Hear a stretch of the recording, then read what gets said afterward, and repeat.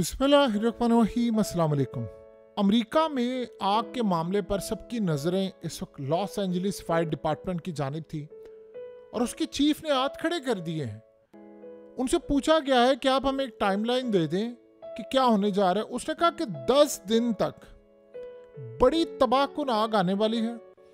हम जो सोच रहे थे चीज़ें उससे ज़्यादा ख़राब हो गई हैं, हवाएं चल पड़ी हैं और अब हवाओं का जो रुख है वो इतनी खतरनाक साइड पर मुड़ गया है कि आग अब ट्रांसफ़र होती हुई उनको लेकर आगे जा रही है और आप लोग अगले 10 दिन की परवाह करें। यानी इनडायरेक्टली तो उन्होंने कह दिया है कि दुआ करें, अगले 10 दिन तक ये आग जलती रहनी है और अगले 10 दिन में जो भी इसकी राह में आएगा वो राख का ढेर बनता जा रहा है। और हमें सबसे ज़्यादा ख़तरा ये है कि अब हमने कहा है कि हमारे जो फायर फाइटर्स हैं, आग बुझाने वाले, उनकी ज़िंदगियों को ख़तरा इस वक्त लाहक हो गया है और उनकी जान बचाना भी बड़ा लाजिम है। उन्होंने यानी क्लियरली कह दिया है कि अब जो तबाही आने वाली है अगले 10 दिन ये आग जलती रहेगी। हम क्लियरली बता रहे हैं, हमें कुछ नहीं पता कि आग 10 दिन के बाद भी बंद हो सकती है, नहीं होगी, क्या सूरत हाल होगी। हमें सिर्फ इतना पता है कि इस वक्त हालात बहुत ज़्यादा ख़तरनाक होने वाले हैं और आप लोग इसको यानी पूरी तरह एडमिट करने के लिए तैयार हैं। अब ये जो वाक़या है वो कह रहे हैं कि शायद जो हालात चल रहे हैं वर्ल्ड वॉर 2 के बाद का सबसे ख़तरनाक वाक़या होने जा रहा है। उससे भी ज़्यादा तबाहकुन वाक़या है कि जो फ़िज़ा के अंदर अब हालात पैदा हो गए हैं, जो इस वक्त ख़ास तौर पर हवाएं चल रही हैं, वो हवाएं अचानक से कहीं आई हैं और उसके बाद हालात बिल्कुल कंट्रोल से बाहर हैं।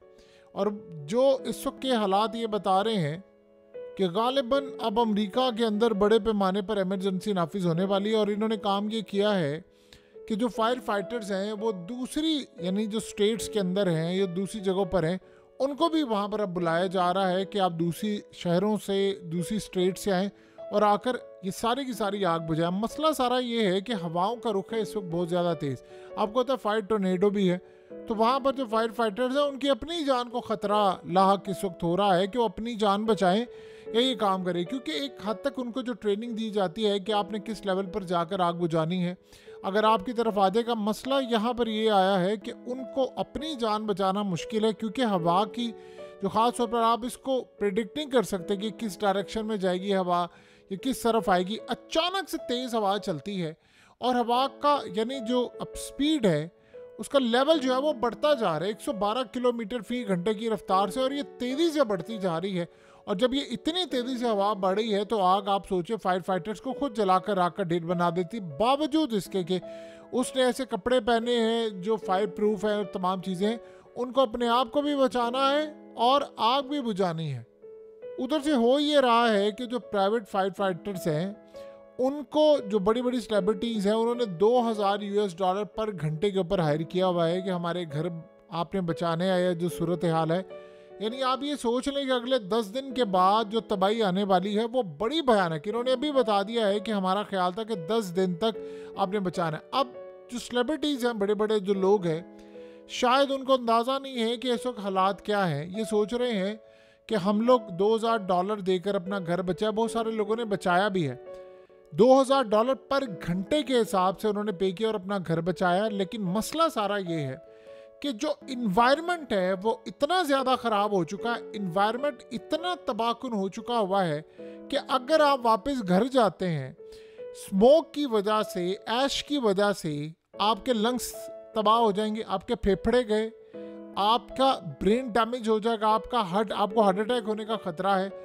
और आप वहाँ से जो टॉक्सिक केमिकल लेकर आएंगे वो इतने ख़तरनाक है कि आपकी गाड़ी से लेकर आपके इलेक्ट्रॉनिक डिवाइसेस से आपकी बॉडी में वो आते हैं। आप जो सांस वहाँ पर ले रहे हैं उसके बाद तबाही है। अब ये आप समझ रहे हैं कि बॉटम लाइन ये है कि अगर वहाँ पर किसी का घर बच भी गया है तो वो भी समझे गया, जो मर्जी हो जाए। मिसाल के तौर पर बहुत सारे ऐसे घर हैं जो वहाँ पर अकेले रह गए, वो बच गए हैं, अब वो भी आपके हाथ से निकल गए हैं। उसका सबसे बड़ा मसला ये है कि वो इन्वायरमेंट नहीं रहा। ये कम से कम 2-2.5 साल उनको लगेंगे इस एनवायरनमेंट को क्लीन करने में, फिर आप जाकर रह सकते हैं। अचानक से जो स्ट्रॉन्ग सिवियर विंड्स हैं, जो हवाएं हैं बड़ी शिद्दत के साथ, वो आना शुरू हो गई हैं और लोग सिर्फ सवालात उठा रहे हैं कि हवाएं अचानक कहाँ से आ रही हैं, क्या इसकी लॉजिक है, क्या सूरत हाल है, क्या मामला है। ये जो अगला हफ्ता होने वाला है और ये जो करंट हफ्ता है, ये आप समझ रहे अमेरिका की तारीख का सबसे तबाहकुन हफ्ता होने वाला है। यानी इसमें देखिए ऑलरेडी तो 1 करोड़ लोगों को कह दिया गया है कि आप घर से बाहर निकले, आप चले जाएं यहाँ से। लेकिन 1 करोड़ तक ये बात अब महदूद नहीं रहेगी। ये 1 करोड़ लॉस एंजलिस काउंटी के अंदर है, यानी जो तमाम शहर आते हैं लॉस एंजलिस में, उसके बाद ये वहाँ से आग भड़कती है अगले 10 दिन के बाद। और ये 10 दिन के बाद आगे बढ़ती बढ़ती कहाँ तक जाती है किसी को नहीं पता। अब क्या हम वाकई सारी सूरत हाल में देख रहे हैं कि अमेरिका की एक रियासत से दूसरी रियासत क्या इस तरह की आग अब होने वाली है। और जो सबसे बड़ी अजीबोगरीब बात है कि लोग वहाँ पर इंतज़ार कर रहे हैं, दुआएं कर रहे हैं, अल्लाह की जानिब देख रहे हैं। जो भी जिस भी मज़हब से ताल्लुक़ रखता है वो किसी ना किसी तर्ज पर दुआ कर रहा है कि किसी तरह बारिश हो जाए। अगर बारिश होती है तो फिर ही कोई उनके लिए रिलीफ मिल सकता है। और अजीब बात है कि अगर आप वेदर को देखें, जो वेदर फोरकास्ट है वो बता रही है कि दूर दूर तक अनकरीब लॉस एंजलिस में बारिश का कोई इम्कान नहीं है। और लोग वहाँ पर डिमांड ये कर रहे हैं कि किसी तरह हमें मसनूई बारिश करनी है, फिर जाकर कोई मामला क्लियर होगा। अगर आप गौर से देखेंगे तो तमाम के तमाम इस वक्त यानी जो ऑड्स हैं वो ही आपको नज़र आ रहे हैं और आप इनको बीट करते हुए किसी जरूरत नहीं आ रहे। एक के बाद अगर आप एक टिक करेंगे तो वो सारा ही अगेंस्ट जा रहा है मामला।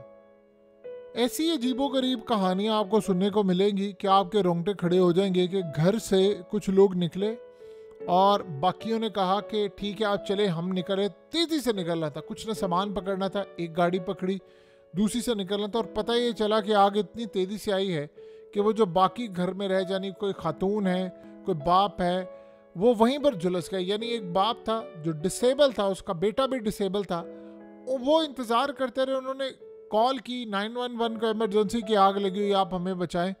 और वो कह रहे थे कि हम आ रहे हैं बस बचाने के लिए। उतनी देर में आ गए, वो बेचारे दोनों झुलस के। अब आप अंदाज़ा करें कि ऐसी ऐसी दास्तानें हैं, ऐसी ऐसी तकलीफ दे सूरत हाल है। और जो खुदा ना खासा अल्लाह ना करे कि मामला बढ़ता जाए। देखिए इंसानी जान बड़ी कीमती है, बहुत ज़्यादा कीमती है। बेचारे वहाँ पर जो लोग हैं, खाली ये बात तो मामला अब अलग हो गया है। आप ये सोचें कि घर चला गया, तबाही होगी, लोग उस ट्रॉमा से बाहर नहीं निकल पा रहे। 1 करोड़ लोगों को निकलने का ऑर्डर जारी हुआ। 1 करोड़ लोग बहुत बड़ी तादाद में यानी घर से अगर निकल रहे हैं तो आप अंदाज़ा कर सकते हैं कि कितनी बड़ी तबाही है। जो अजीब सूरत हाल है कि ख़ास तौर पर सुपर स्कूपर, ये जो प्लेन था आग बुझाने वाला, इसको ड्रोन्स कैसे हिट कर रहे हैं। और वहाँ पर अब लगातार ये शिकायत आ रही है कि लोग आ रहे हैं, वो घरों को जलाते हैं, चले जाते हैं। देखिए एक तरफ हम ये ब्लेम ज़रूर कर रहे हैं कि हवाएं तेज़ चल पड़ी हैं और आंधी और ये तमाम चीज़ें इस तरह की आ रही है। नहीं सिर्फ हवाओं की तरफ, मसला सारा ये है कि जिन जगहों पर आग नहीं लगी हुई थी वहाँ पर लोग आग लगाने के लिए पहुँच कैसे रहे हैं।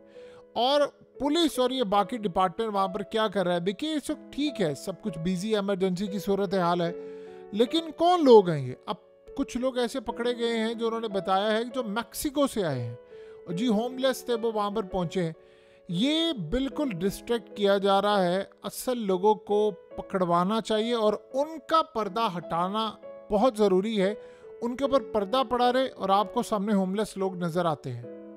देखिए ट्रम्प ने किया क्या है कि उसने फौरी तौर पर अपनी टीम को कह दिया है कि इमीडिएटली मुझे पता लगाकर ये बताओ कि आग लगने से पहले पहले ये बजट कम किसने करवाया था, फायर फाइटर्स जो हैं उनके डिपार्टमेंट में तब्दीलियाँ क्यों हुई थी, पानी की सूरत हाल कमी कैसे है, और इनिशियल जो रिस्पॉन्स आया था जब आग लगना शुरू हुई थी तो क्यों डिले किया गया इस आग को बुझाने के लिए। और करंट जो सूरत हाल है, ये लोग आ कहाँ से रहे हैं जो आग लगा रहे हैं, जो क्या सूरत हाल हो रही है। अब आप ये सोचें कि एक प्रेसिडेंट आ रहा है और वो उसका प्लान ये है कि उसने आकर मेक अमेरिका ग्रेट अगेन का नारा लगाया। मसला ये है कि वो आकर अपने इश्यूज सुलझाए या क्या करे। आपने एक चीज़ सिर्फ गौर करनी है, गौर से आप समझनी है आपने, क्या ट्रंप इस सारी हालत में, अभी 1 करोड़ लोगों की ज़िंदगी खतरे में है, उसके बाद ये 2 करोड़ हो जाए, 3 करोड़ हो जाए, आप 2-3 करोड़ लोगों की बाद में ज़िंदगियाँ बचाएंगे, या आप अमेरिका की फ़ौज और इस्टेब्लिशमेंट के 900 अरब डॉलर की ऑडिट का कुछ करेंगे। अब आप डॉट्स कनेक्ट करते जाएं तो आपको चीज़ें पता चलती जाएंगी कि सारा कुछ ऐसा नहीं है कि हम सिर्फ कुदरत पर डाल देते हैं कि जी वैसा हुआ या फलाना हुआ। ये आग बड़ी भयानक थी और इसके असरात जो है वो बड़ी दूर तक जाने वाले हैं। सो अब आप ये सोचें कि अमेरिकी इस्टेब्लिशमेंट के लिए तो एक लॉटरी वाला सीन है कि इस वक्त मजबूरी तौर पर देखिए उन्होंने कह दिया है कि हम आग बुझाने के करीब भी नहीं है। तो इस सूरत हाल में वो सारा ध्यान जो उसका जाना था इस्टेब्लिशमेंट पर या फौज से पैसे निकलवाने का या उनके ऊपर हाथ डालने का, अब आप सोचे वो कैसे हाथ डालेगा कि उनके अपने मुल्क के अंदर ये तबाही हो गई है कि पहले आग बुझानी है, बाकी काम बाद में होना। और आग बुझती हुई फिलहाल जिसे लॉस एंजलिस के फायर फाइटर्स डिपार्टमेंट ने कहा है दूर दूर तक हमें नजर नहीं आ रही।